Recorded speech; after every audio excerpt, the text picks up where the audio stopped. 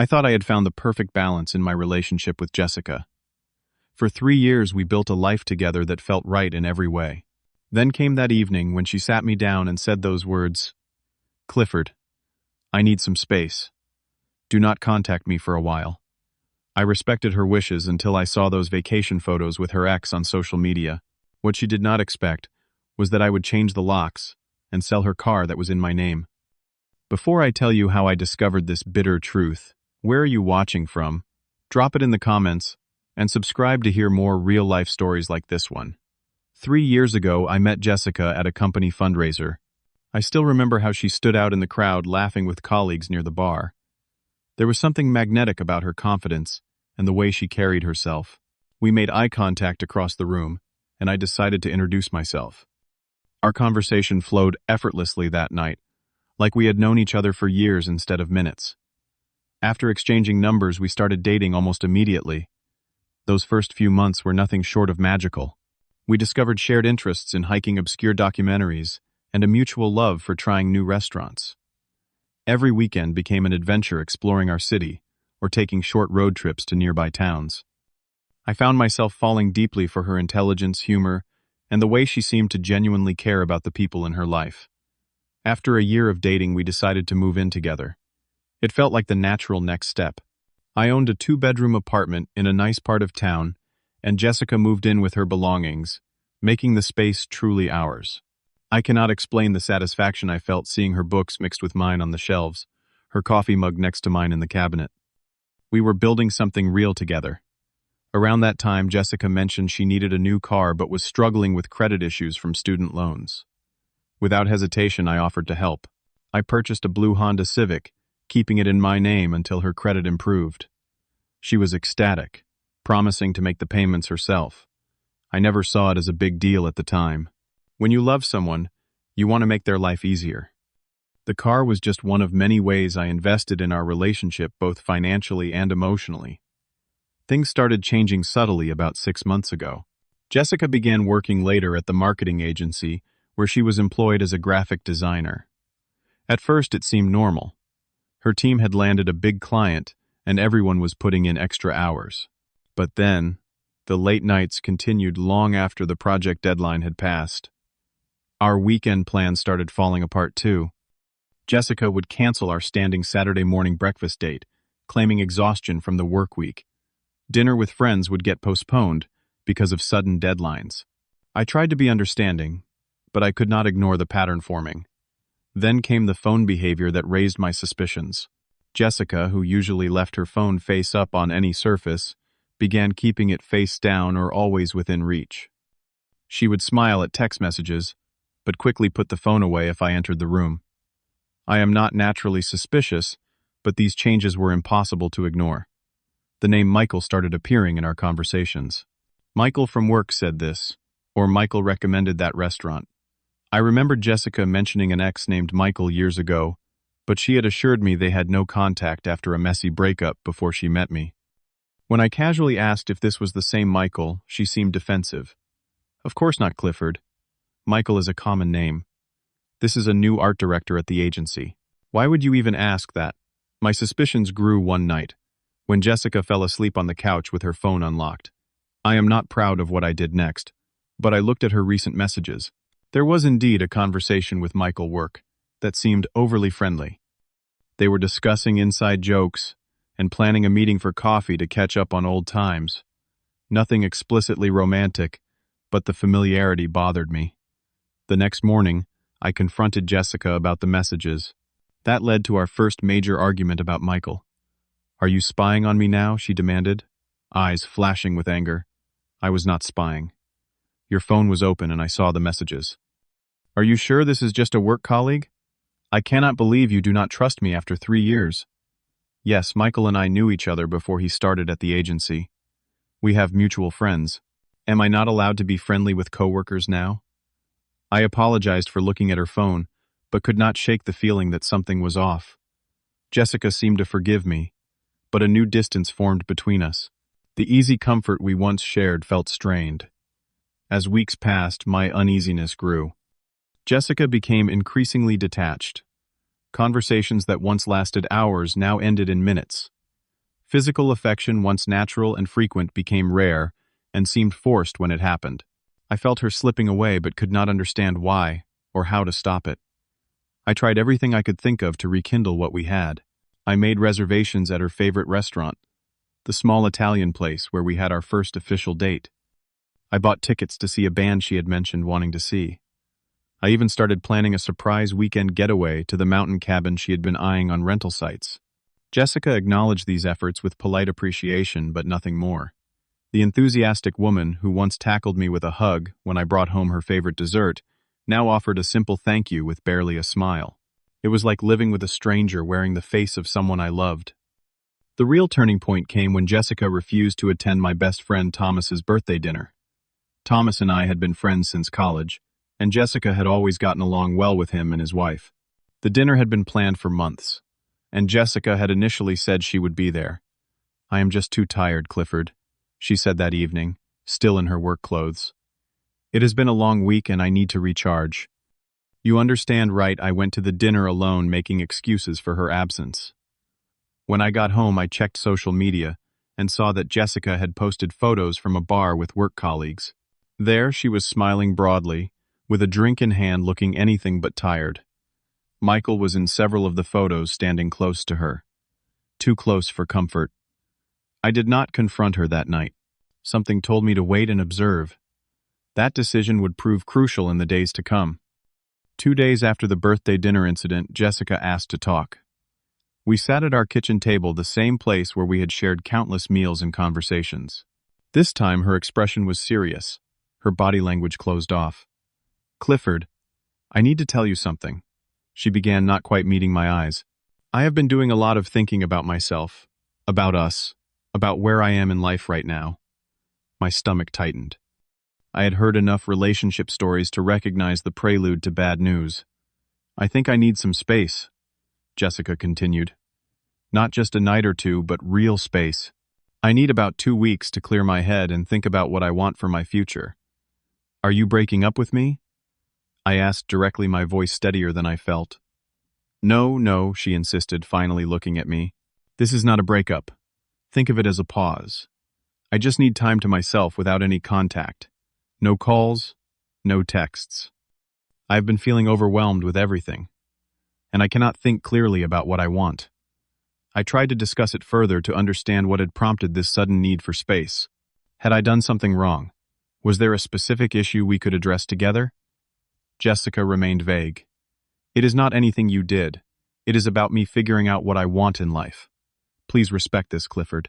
If you really care about me, you will give me this time." That last sentence felt manipulative, but I was too shocked to call it out. Instead, I watched as Jessica packed a suitcase with enough clothes for about 2 weeks. She told me she would stay with her friend Amanda and promised to reach out when she was ready to talk again. 2 weeks, she said at the door. "I promise I will contact you then, and we can figure things out." With that, she was gone, leaving me alone in an apartment that suddenly felt too large and too quiet. The first few days without Jessica were brutal. I respected her wishes and made no attempt to contact her, though every fiber of my being wanted to call and demand a real explanation. I threw myself into work, stayed late at the office, and tried to keep busy at home with projects I had been putting off. My friends checked in, concerned about the sudden separation. I told them the truth, but downplayed my worry. "She just needs some space to think." "It will be fine," I said, trying to convince them, and myself. Despite promising myself I would not, on the 5th day, I broke down and looked at Jessica's social media. What I saw felt like a physical blow. There on Instagram were photos of Jessica in Cancun, Mexico. Not with Amanda, not alone to find herself, but with Michael, her supposed work colleague. The photos showed them on the beach at dinner, drinks in hand, sunsets in the background. They looked happy, intimate, like a couple. The captions were vague enough.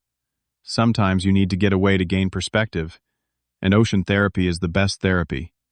But the body language in those photos told the real story. This was not a last-minute trip with a friend. This was a planned romantic getaway with someone she had history with. I scrolled through the comments and noticed that many of her friends seemed to know Michael. One comment read, "So happy you two reconnected.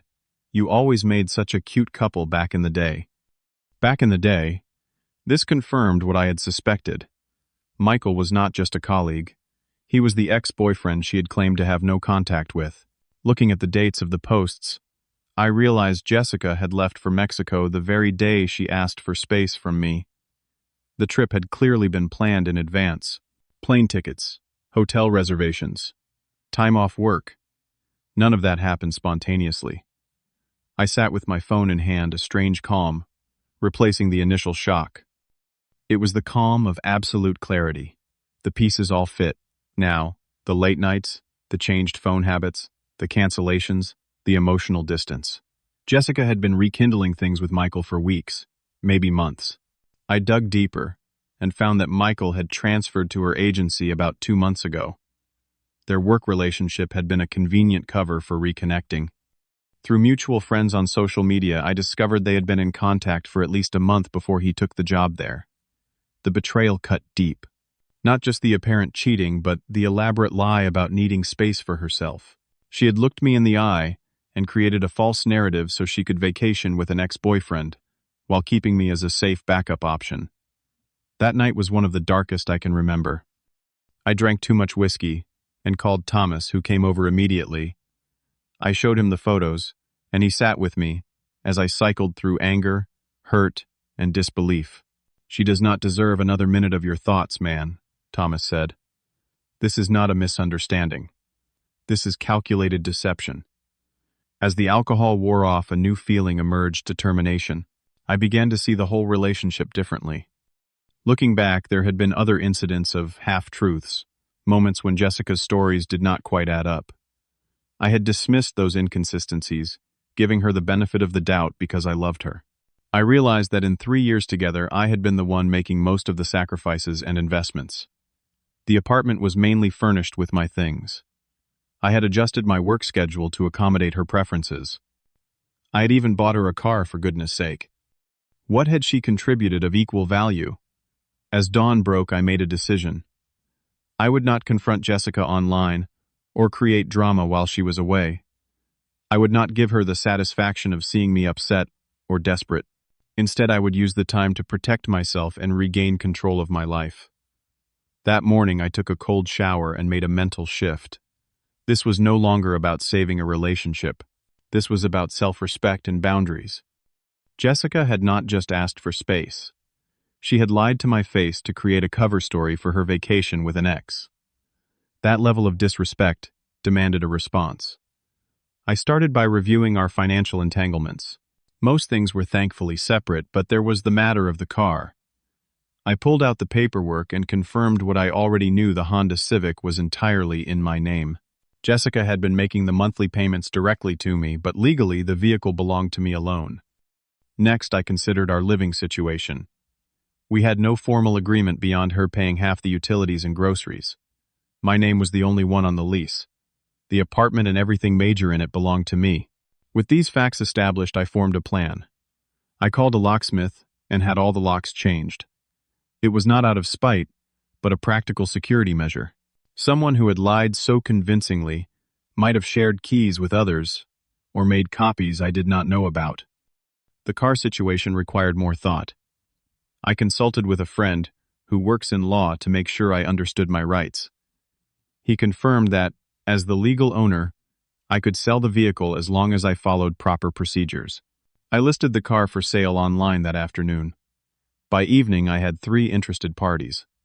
The following day, a young couple came to see it and made a fair offer. We completed the paperwork properly, transferring ownership legally and completely. I used some of the money to pay off the remaining loan on the vehicle and put the rest in a separate account. While I had every legal right to keep those funds, I set aside the amount Jessica had contributed over the months, in case she demanded it back. I wanted no financial entanglements when this was over. Next came the matter of Jessica's personal belongings. I carefully packed everything that was undeniably hers into boxes. Clothes, jewelry, books, personal mementos, all packed respectfully, not damaged or thrown around in anger. I rented a small storage unit, moved the boxes there, and kept the key and receipt safe. Throughout these actions, I experienced moments of doubt. Was I being too harsh? Too calculating? But then I would remember the photos, the deliberate deception, the way Jessica had manipulated my emotions with her talk of needing space, while she was actually planning a romantic vacation. A week into Jessica's absence, I had dinner with a group of friends, including Thomas and his wife Lisa. When I explained what I had done, reactions were mixed. "That seems pretty extreme," said one friend. "Maybe you should have waited to talk to her first." "I think it is brilliant," Lisa countered. "She betrayed your trust in a major way. You are just protecting yourself from further manipulation." I valued their perspectives, but ultimately knew I had to do what felt right for me. And with each passing day, I grew more certain that I had made the correct decision. This was not about revenge. It was about setting boundaries and refusing to be taken advantage of any longer. During this time, I also focused on rebuilding my own life. I returned to the gym after months of sporadic attendance. I reconnected with friends I had seen less frequently since moving in with Jessica. I threw myself into a work project that had been on the back burner, earning praise from my supervisor. I rediscovered hobbies Jessica had subtly discouraged. My weekend basketball league, collecting vintage vinyl records, taking photography classes. It struck me how many of my interests I had scaled back to accommodate her preferences. As the 2-week mark approached, I felt a strange mix of anxiety and calm. I knew Jessica would be returning soon. I knew there would be confrontation. But for the first time in months, I felt centered in my own worth and clear about my boundaries. The day before Jessica was due to contact me, I received a message from the storage facility confirming the unit was paid for 1 month. I had done everything I could, to be fair while still protecting myself. Now all that remained was the inevitable conversation.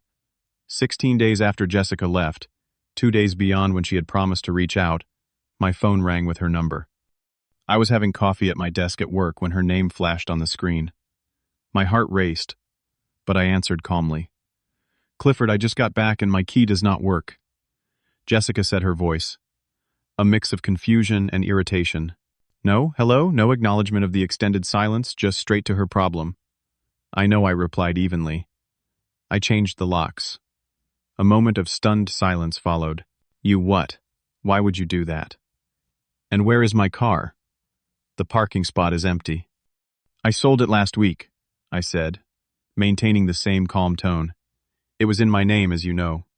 "You sold my car." Her voice rose sharply. "How could you do that?"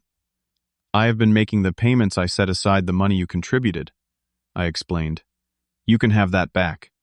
But legally it was my vehicle to sell. There was sputtering on the other end, then demands to know what was going on. I had rehearsed this moment in my head dozens of times, but the reality still tested my resolve. "I think you know what is going on, Jessica. I saw the photos from Cancun with Michael." Another pause, longer this time. When she spoke again, her voice had changed, becoming defensive. "You were stalking my social media. That is exactly why I needed space, Clifford. You are too controlling." The attempt to flip the narrative would have worked on the old me, the one desperate to keep her happy. But not anymore. "We both know that is not what happened," I replied. "You did not need space. You needed a cover story for your vacation with your ex-boyfriend. The same ex you claimed you had no contact with. The same ex who conveniently started working at your agency 2 months ago. It is not what you think," Jessica insisted, her strategy shifting. "Michael and I are just friends. The trip was planned before things got complicated. I was going to tell you everything when I got back." "The details do not matter anymore," I said. "What matters is that you lied to my face. You manipulated me. You betrayed my trust in a fundamental way." The conversation continued in circles with Jessica, alternating between defensive anger and attempts to minimize what had happened.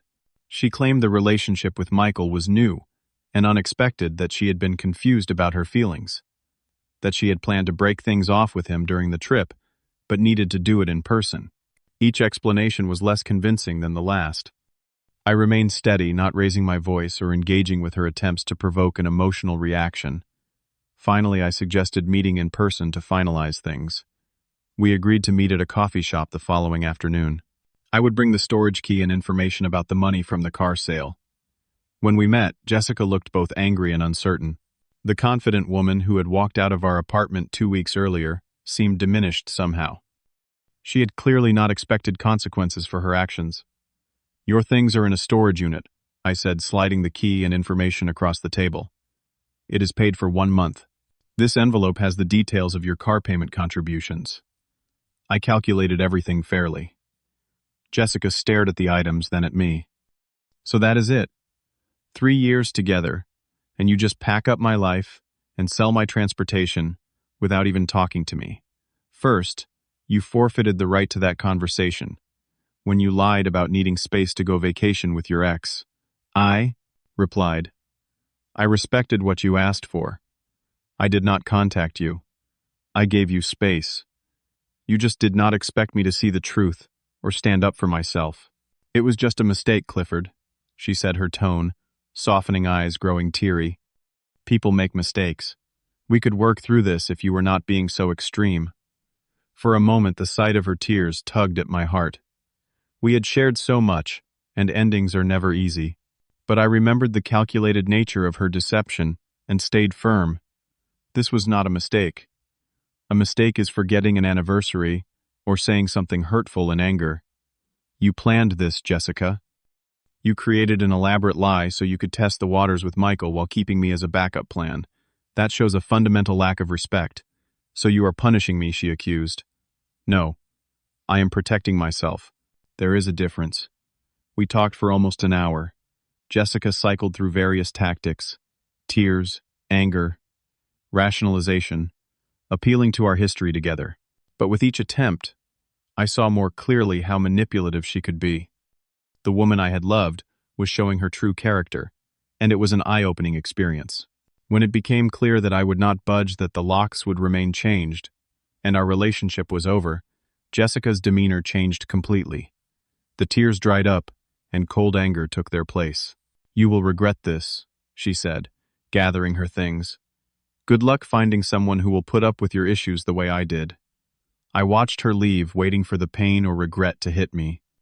Instead, I felt an overwhelming sense of peace. The right decision rarely feels comfortable in the moment, but this one did.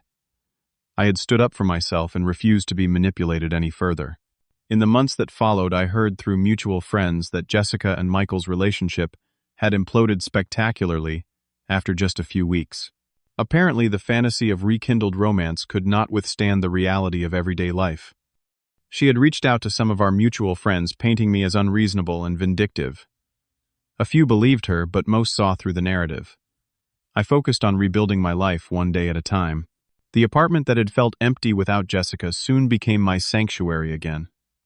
I rearranged furniture, repainted walls, and made the space truly mine. Work became a source of satisfaction again, not just an escape. I earned a promotion that had been in the works for months, taking on more responsibility and creative control in projects. My boss commented on my renewed focus and energy. My friendships deepened as I invested the time and attention I had once reserved for trying to save a failing relationship. Thomas and Lisa became even closer confidants, and I expanded my social circle through new activities and interests. The hardest part was learning to trust my instincts again. Jessica had gaslit me so effectively that I had questioned my own perceptions for months. Rebuilding that self-trust took conscious effort and time. I started journaling, noting red flags I had missed and patterns I would recognize in the future.